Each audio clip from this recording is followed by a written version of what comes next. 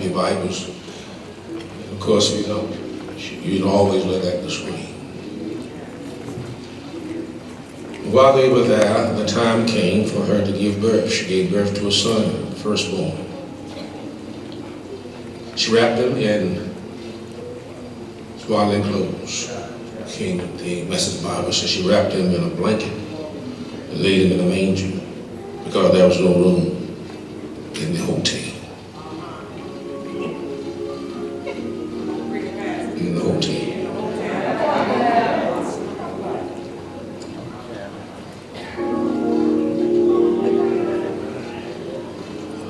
You may be seated. I want to tag this text, those who missed Christmas. Those who missed, we're going to have to, this is a runway sermon, amen, out of helicopter.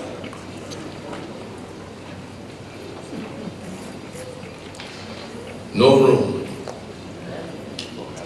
Those shameful words describe more than the inn in Bethlehem. The people in 2018 are just as inclined to make the same mistakes as the innkeeper, making no room for Jesus. Sadly, in this business of our Christmas celebration, people still make no room for Jesus. Without even realizing it, they miss Christmas. Just like most of the people in and around Bethlehem on the night Jesus was born. Brothers and sisters, do you know most people miss Christmas every year? The majority of the people will miss Christmas this year. It's sad to say they will miss Christmas next year. That may sound silly, especially in America where we're drawn with a sea of media promotion, advertising, and publicity. And to make bad matters worse, this madness started before the devil's night. Halloween, October 31st, and continued through Thanksgiving until the night, tomorrow night. Still, I am convinced that most people miss Christmas. They observe the season because they were brought up believing that it was what you're supposed to do. But the majority of the people do not have an idea of what they are celebrating. And that includes some church folk. They don't know the real meaning of this baby's birthday. Therefore, they don't know the meaning of this season. They don't even know what Christmas is about. I repeat, in spite of all the media promotion of Christmas, the majority will miss it because they are so far in the dark. They are entirely clueless as to why we celebrate Christmas. Before I go any further, can I tell you, when I learned the meaning of Christmas, I learned the meaning of Christmas when I was a kid. Can I tell you where I learned the true meaning of Christmas? I learned it in Sunday school. Let me plug for Sunday school. Parents and grandparents, you ought to bring your children to Sunday school. It's your duty and responsibility to bring them to Sunday school. Because if you don't, they will grow up just like many heathens who do not believe, don't know what the day is about. We're trying to kill Christmas. We're trying to kill this holiday. While I'm still on the road, do you know who took me to Sunday school? I said, who didn't just bring me, just drop me off. I was taken to Sunday school. And that person that brought me did not leave me. Amen. I didn't catch an Uber, didn't catch a cab. I caught the house car. Amen. My dad is vehicle. So, my brothers and my sisters, I learned about the real meaning of Christmas from my mother and my father. They didn't send me to Sunday school, they took me. They didn't leave, they remained. I want to say, because this demonic media, and you do know the media is demonic. I know some of y'all have your favorite media outlets. I don't really give a hoot for any one of them, because I can see negative side in all. They give their opinion rather than report the news. Report the news and let me make up my mind for myself. So the demonic media, CNN, MSNBC, ABC, CBS, all the way down to JFK, LMNOP, and the list goes on, will not teach our children about Christmas. Don't leave it up to the media, and don't leave it up to the educational system, school system, to educate your child about Christmas. As a matter of fact, the media has declared war on Christmas, so afraid of offending somebody. Therefore, you spell Christmas X-M-A-S. X means the unknown. Well, I came to tell you that I know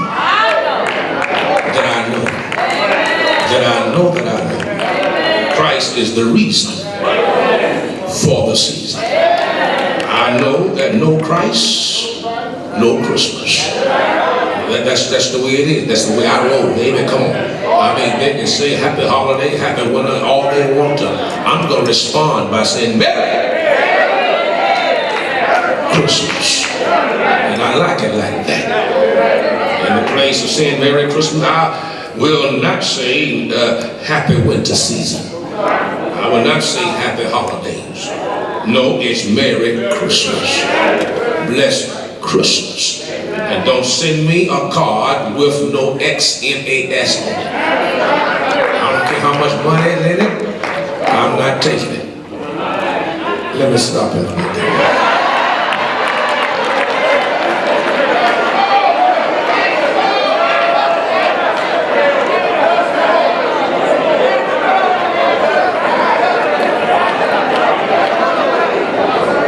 I'll take the money and return the envelope to you.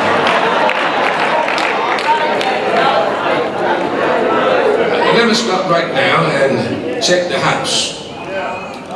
Can I check the house for a moment? Lean over to your neighbor and say, neighbor, Merry Christmas.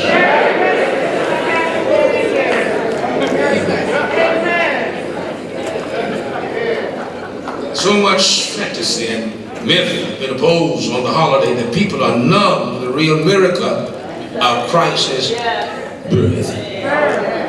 The legitimate emotion of Christmas has given way to total selfishness. A newspaper had a 2-page spread featuring some man on the street interviews where people offered their opinions of the real meaning of Christmas. The views ranged sloppy to irrelevant. Some were sentimental. Y'all stay with me. I'll be where you want in about 15 minutes. Some were sentimental, saying Christmas is a family time. And I agree that it is. Can be. Time to get together with friends. Time for children. Entertaining friends and so on. There are those who see Christmas from a humanistic view. For example, time for celebrating love for one's fellow man and the spirit of giving. I don't have a problem with that, giving blankets and soup and coats and shoes to the homeless. I think that's wonderful. Others view Christmas as just another excuse to party.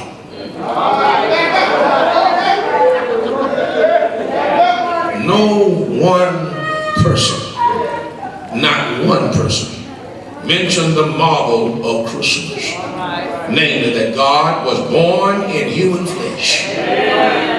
With answers like this, is it any wonder that so many people miss Christmas?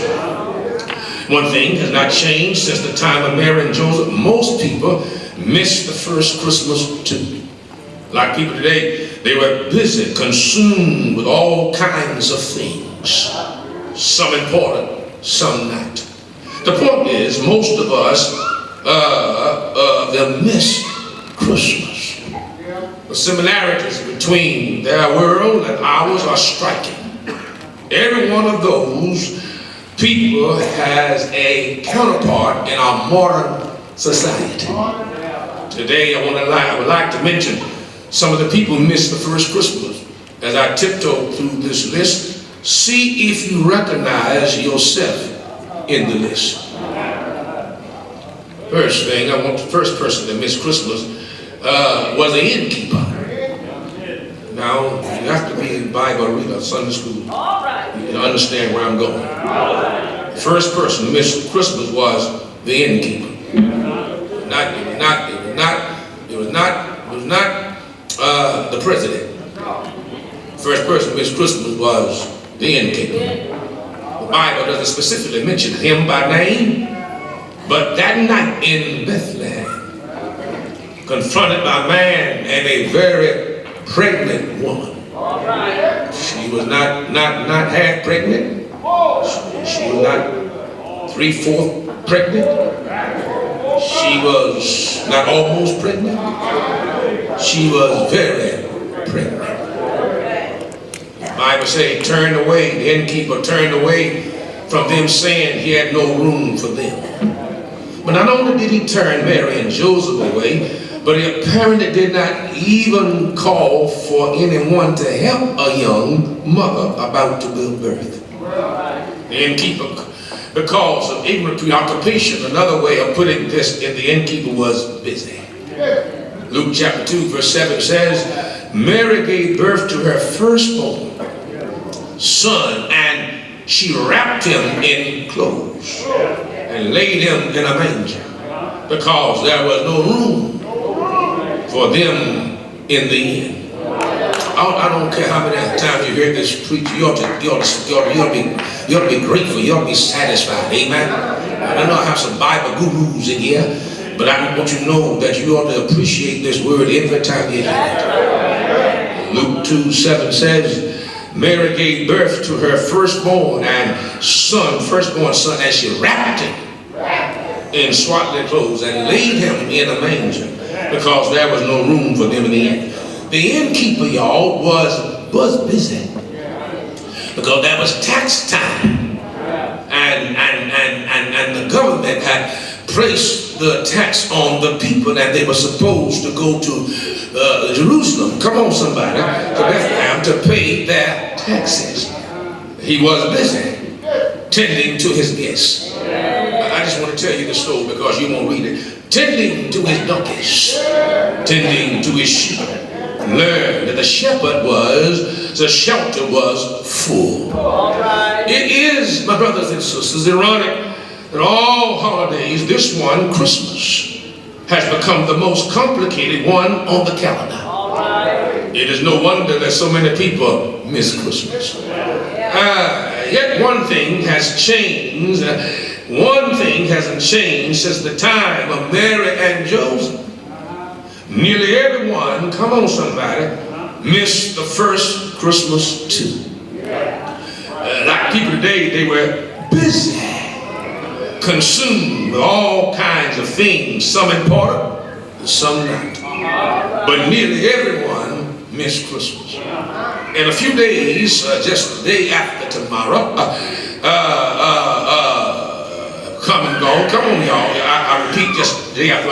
Someone will miss Christmas again this year. I mean, on Tuesday, someone will, I know you're tired and you don't want to hear, someone will miss Christmas again this year. I said that they will miss it again this year. How many more Christmases are you going to miss? We live in a day and age in which we are running around like chickens with our heads cut off, waiting in line at 5 in the morning to make sure that we get that gift that little Johnny wants. Buying lots of Christmas Christmas cards so that we can stand in line at the post office to make sure that they get out on time. Opening up new charge cards so that we can buy now and pay later. All to get together for one day with family and friends and open presents and watch as people are unsatisfied with their gifts. Spent money you didn't have. Buying things they didn't need. And they don't even like you.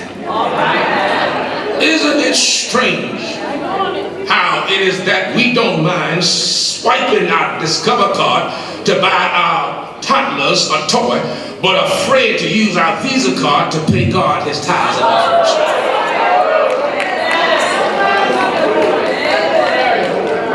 Can I help somebody? Unless, watch this, meaningless, useless human interests squeeze out room for Christ. Our time is demanded by 1,000 things, our possessions. We are so busy out what we want, talking what we want, getting what we want, how to get it at the cheapest price. We do the following: we buy it, we take care of it, we polish it, we store it, we keep it up. Guess what? After all of our pleasures, after all of our passions, after all of our parties, after all of our preoccupation, after all of our presence, and after everything that does amount to anything, we end up missing him. Going through all doing and going through all of that, we still end up missing him. We are crowded out by a tyrant world that dictates to us what we think and what we will buy. Can I get a witness in the house? We buy things that we don't even need. Or some stuff that we can't even wear. If you go to your closet, you will discover that there are still items in there with tags on them. All because the advertisement man got next to you. And my brothers and sisters, and we march around with rings in our nose, pulled to those places that are needless. Check this out. Of all the holidays of the year, Christmas is when you see it most. So much misappropriation of the meaning of the season. My sisters and my brothers, I must admit it was an ignorant preoccupation on the part of the innkeeper. He didn't know. He just didn't know. Watch this. I look at the world and that's what I see. They just don't know. They don't know any better. They don't know who Jesus is. They don't know why he came in the first place. They are just ignorant. It's what one of my professors call unintentional ignorance. Oh, how ignorant and ridiculous it is to live your life in mundane, meaningless activity, wake up sometime in eternity without God, and look back over, all is waste. The innkeeper missed it. He was too busy. Look at your own life. This Christmas you will spend more time on buying clothes to cover our bodies than Christ's birth. When you spend more time shopping than you do adoring Christ, I know some folk who are shopaholics. They shop until they drop. Like the innkeeper. Don't let the hustle and bustle of Christmas keep you from Christ. And he said again, like the innkeeper, don't let the hustle and bustle of Christmas keep you from Christ.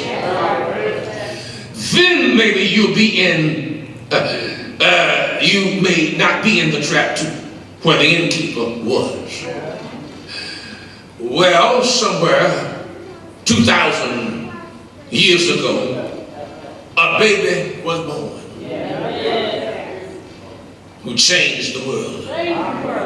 He brought hope to a world that was dying in their sins. That's what Christmas is about. He was born in a manger. because there was no room in the inn. The innkeeper was too busy. Let us not be too hard on Mr. Innkeeper, because we are too busy also. We're too busy to come to Sunday school. Too busy to come to church on a regular basis. Too busy to come to prayer meeting. I'm talking to you. Too busy too busy that you cannot come to Bible study.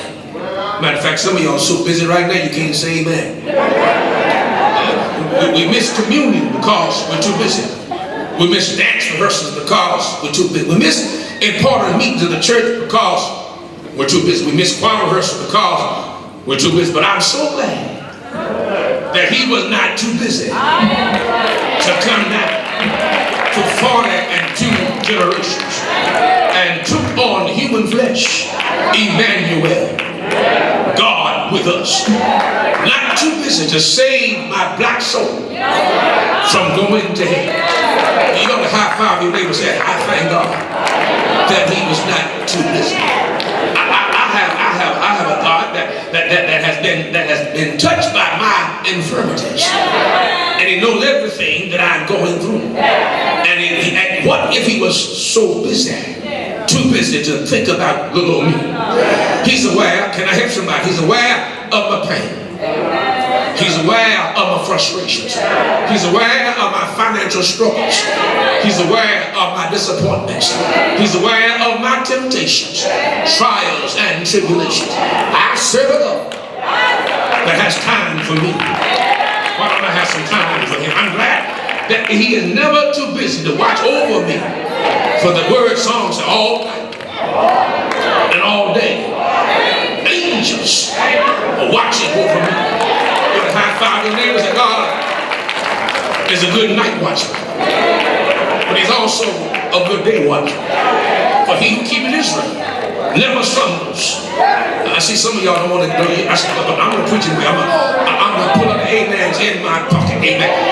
He's never too busy to stop by my house and wake me up every morning.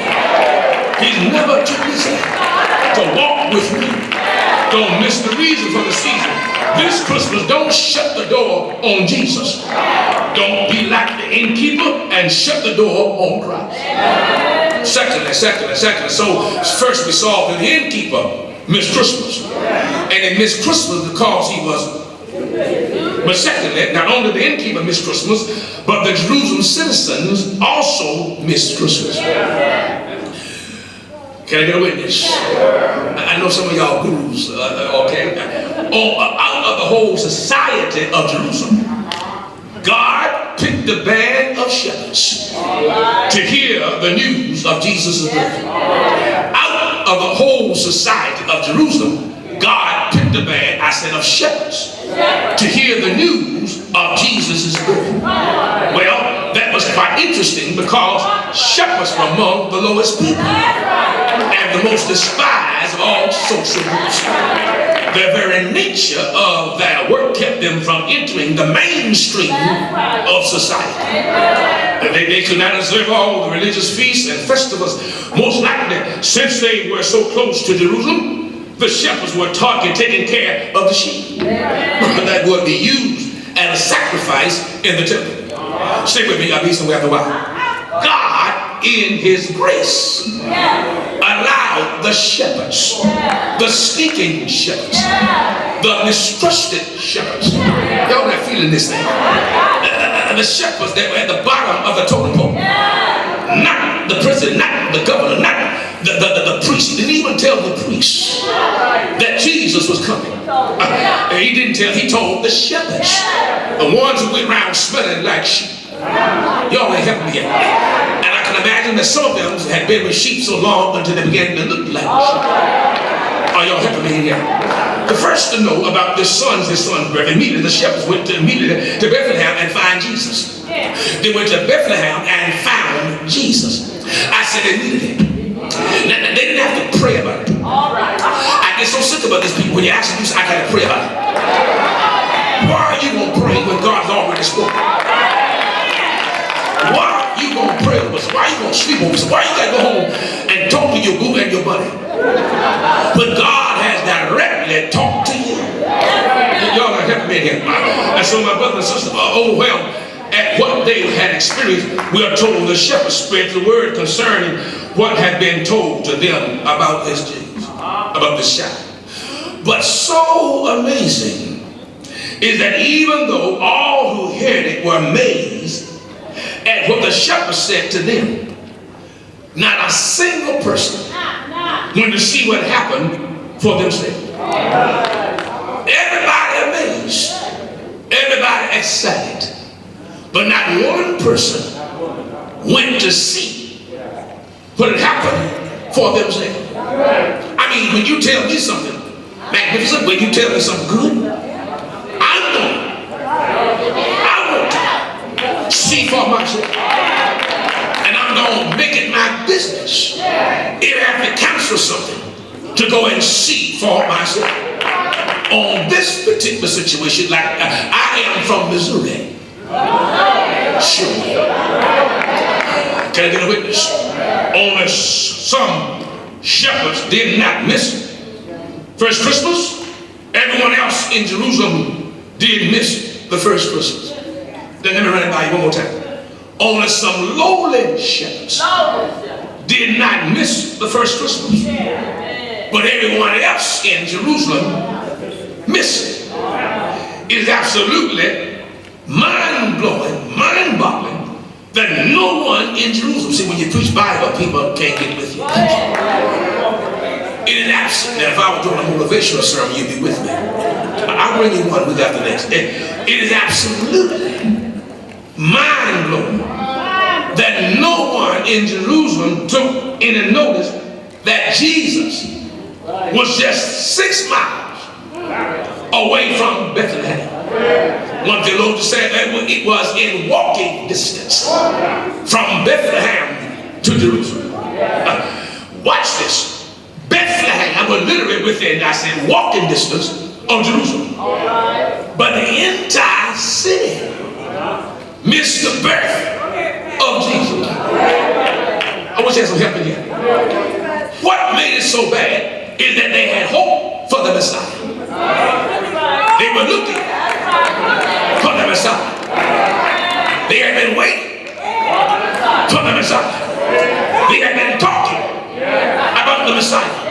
In the temple, they had been praying for the Messiah. Now the Messiah has come, just 6 miles away, and they missed it. Somebody shout, and they missed it. What made it so bad? They had hope for the Messiah. The question is, why did Jerusalem miss Christmas? I feel like a praise come on now. Some of y'all sitting there like stones, but I got a praise on me right now. The question is, why did they miss Christmas? I'm glad you asked. It may surprise you, but the answer is in one word: religion. One word: religion. You see, the people in Jerusalem were very religious. Jerusalem was the hub of religious activity in Israel. The temples were and if anyone wanted to make a sacrifice, had to go to Jerusalem. The people were so busy with religious ritual that they missed the reality. Can I get away? Consumed with the activity of feasts, ceremonies, they missed the whole message. They were busy worshiping the right God, but in the wrong way. They were so caught up in the externals of true religion, but had abandoned the heart of faith. Jesus did not fit their system, so to speak. He was not their cup of tea. They wanted a Messiah who would be a hero, not a baby in a manger. They wanted a king who ride a mule and not a donkey. Lord, I feel good up in here. Like some modern day churches, when looking for a pastor, they want a celebrity, when they should be praying for God called man. Jesus offers truth that would free them from tyrannical, demanding, oppressive, legalistic religion. The scribes and Pharisees had huge hung on the nation. The people were established in their religion that they wouldn't listen. You could be so caught up in going to church, but don't know what church is all about. Ritual. You will come to worship, but worship ain't in you. Ritual. You'll give tithes. Come on, y'all. But you're not interested in the one who bless you. Ritual. Baptism. Ritual. Come on, somebody. And yet, if you are saved, you will be baptized. If you are saved, you will die. If you are saved, you want to go to church every Sunday. If you are saved, you will pray. But remember, y'all, prayer alone won't save you. Only the Savior will save you. High five your neighbor. I'm just maybe going to put y'all because y'all not interested. Neighbor, the Bible can't save you. But the one in the Bible is the only one that can and will save you. And can I call his name one time? I said, can I call his name? His name is Jesus. Jesus saved from the uttermost. From the uttermost. Religion does not save. I don't like being around religious folk. I like being around Christians. Don't ever again say that you are religious. Say, I am a Christian. I am a believer. These religious nuts in Jerusalem missed Christmas because they were so religious. People like that are so determined to earn their own salvation. And salvation is not earned. Oh, that's the Bible reading. Salvation not earned. Come on, salvation. I said salvation not earned. I said salvation. Maybe I didn't say it. Salvation is not earned. Salvation is not spin D-O. Salvation spin D-O-N-E. It has already been done. All you have to do is believe that Jesus died according to Scripture, and that he was buried according to the Scripture, and that he rose according to the Scripture. Believe on him and thou shalt be saved.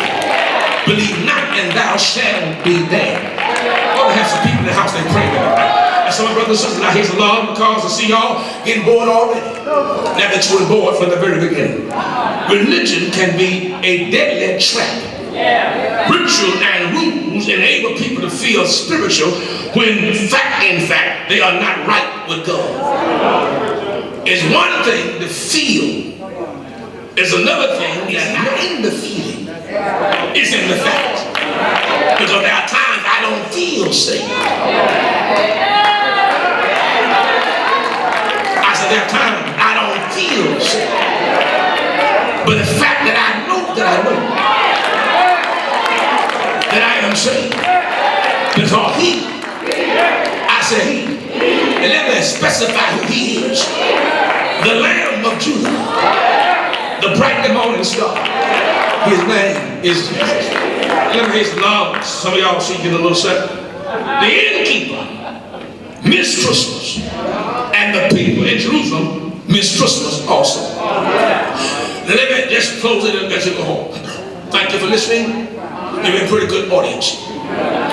Thirdly and finally, Herod missed Christmas. I tagged this text, the people who missed Christmas. The innkeeper missed Christmas. The people in Jerusalem missed Christmas. And finally, the Herod, somebody show him, missed Christmas. Matthew's account says Herod was from the innkeeper.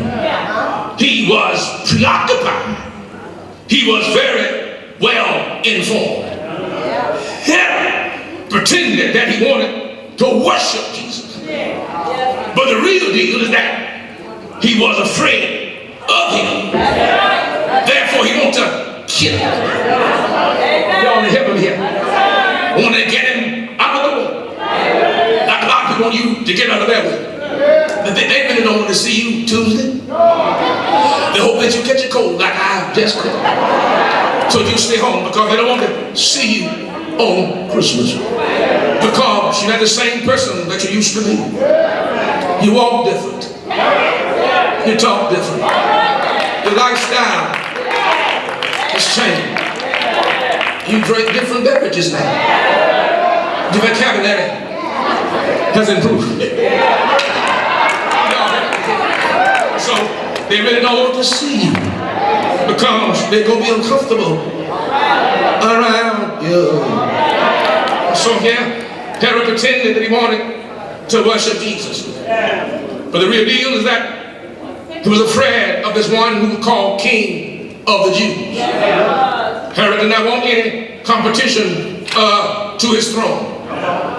Text would have us know that when King Herod had that been one born of the King of the Jews, he was disturbed, and all of Jerusalem with him. The phrase he was disturbed in Greek was agitated. The phrase in Greek means that he was stirred up. The phrase in Greek means that he was shaken up. Like the heavy-duty cycle on a washing machine.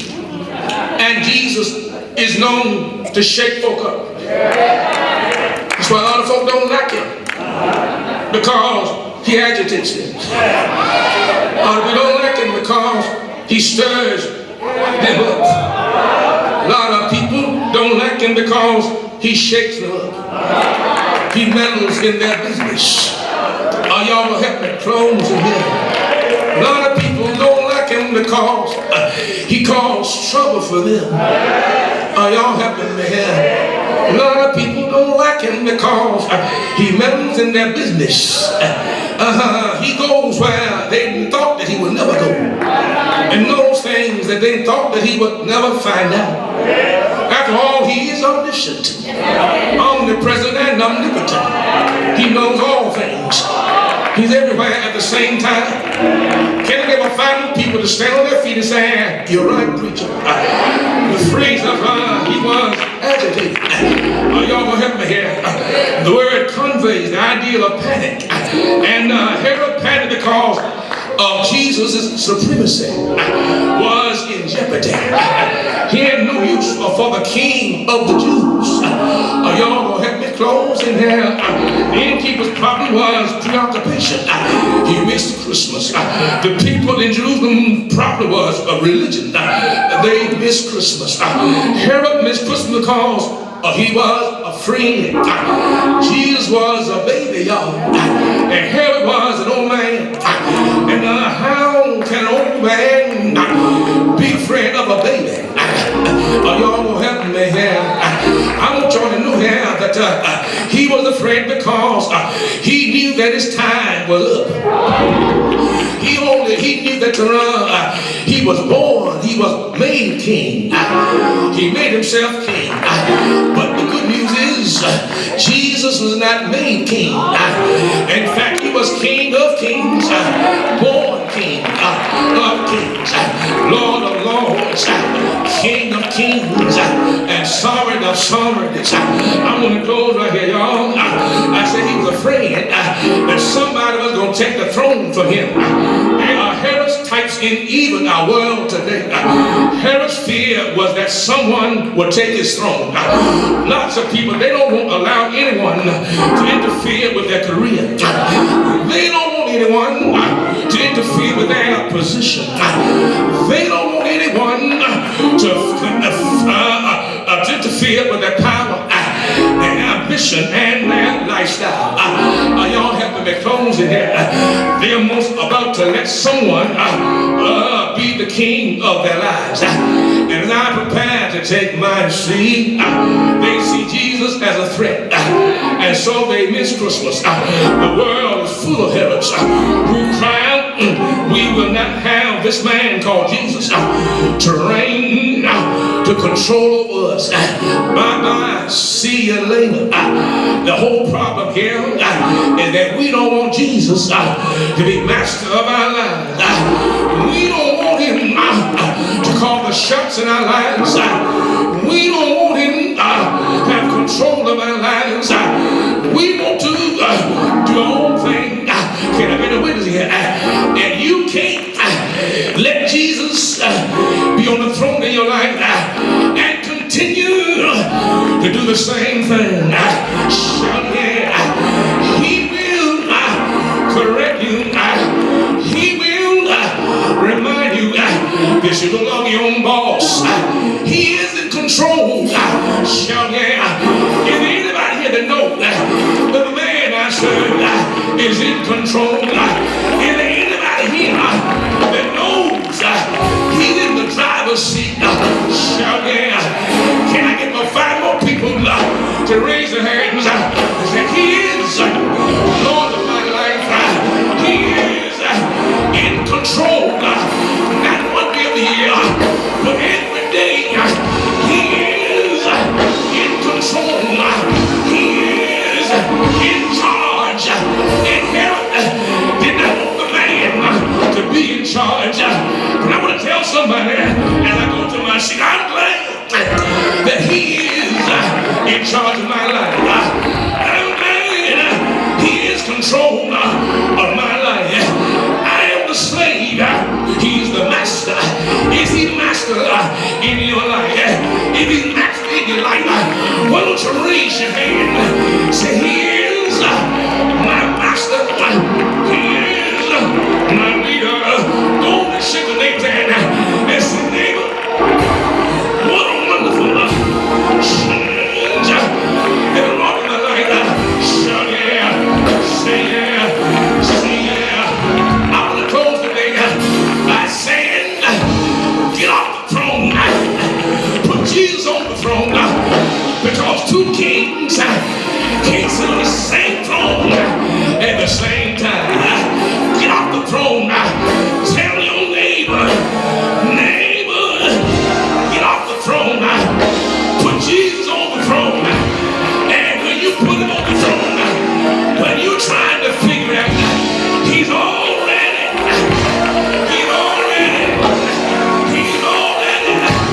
working out. Shout yeah. He will, if he's on the throne, if he's on the throne, he'll make ways out of no way. If he's on the throne, he'll put food on your table. If he's on the throne, he may get his behavior. If he's on the throne, can I get my 10 people to come to the front of the church and say with me, my Lord and my God is on the throne. Shout yeah. When he's on the throne, he will do what no other power can do. Say yeah. Can I get the 5 people to come to the front of the church and praise the Lord with me? Because they have a God, a Savior, a Master that's on their throne.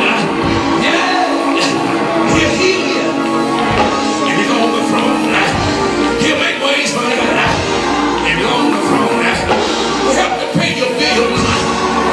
If he's on the throne, he'll make your enemies your footstool.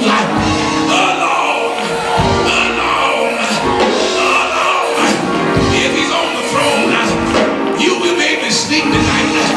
You will stop walking the floor, because he is on the throne all day, all night. He never slumbers, he never sleeps, because he's always on the throne 24/7, 30 days a week, 365 days